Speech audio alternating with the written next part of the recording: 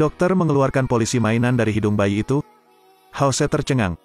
Anehnya, dia berhasil mengeluarkan polisi, tapi bocah itu masih menangis untuk waktu yang lama.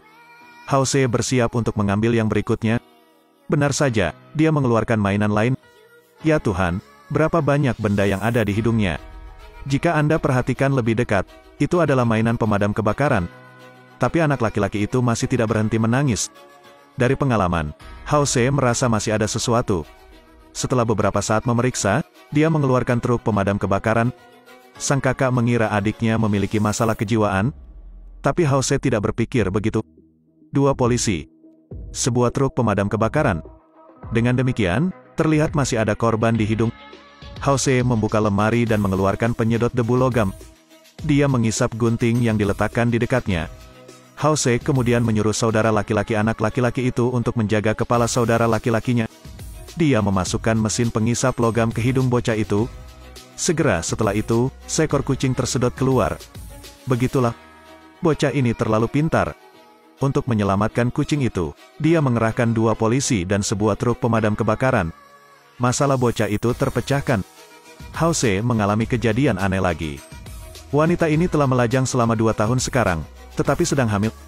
Apa kau percaya itu? Seorang wanita yang telah melajang selama 2 tahun tiba-tiba hamil. Mendengar kesimpulan House, gadis itu sulit dipercaya. Karena gadis itu tidak pernah berhubungan seks selama 2 tahun. Apakah dokter bercanda? Melihat ketidakpercayaan gadis itu, House pergi. Keesokan harinya, wanita itu pergi ke rumah sakit lagi. Kali ini ada memar di leher gadis itu.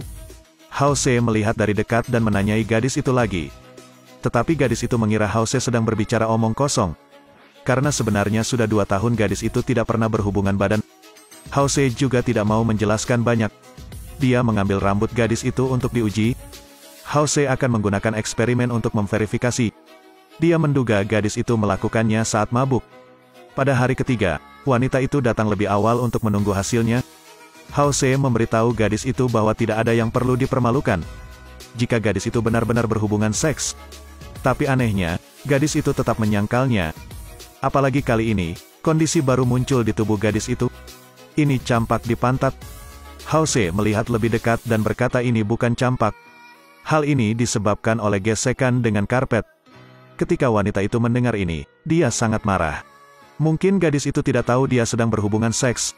Mendengar kalimat ini, House tiba-tiba teringat sesuatu.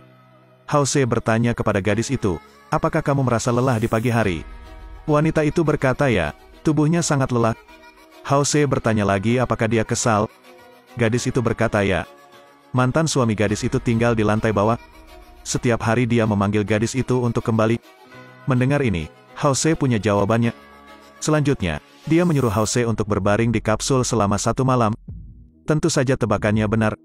Layar menunjukkan bahwa sekitar pukul 2 pagi, otaknya bergerak.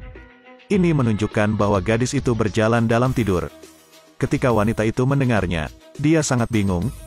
Mungkinkah dia tidur sambil berjalan dan pergi ke rumah mantan suaminya? Meski aneh, eksperimen membuktikannya. Kemudian House meresepkan obat untuk gadis itu. Dia memberitahu gadis itu untuk minum obat secukupnya dan masalahnya akan teratasi. Hari itu, rumah sakit memiliki pasien yang aneh. Seekor babi pergi ke rumah sakit. Apakah dia ingin diperiksa? Tidak, itu datang untuk menyelamatkan orang. Bagaimana hal ini? Belum lama ini, pria itu tiba-tiba jatuh ke tanah dan mengalami koma. Para junior dengan cepat membawanya ke rumah sakit darurat. House bilang dia diracun. Apalagi dia bisa mati kapan saja. Dokter menemukan bahwa hatinya terinfeksi virus. Dia hanya memiliki 2 jam untuk hidup paling lama. Junior itu dengan marah menamparkan dokter itu. Anda adalah orang yang sakit.